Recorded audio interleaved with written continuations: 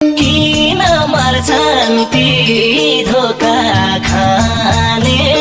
रहेछ आखिर चिन्तैले लैजाने तिमी घाममा छायो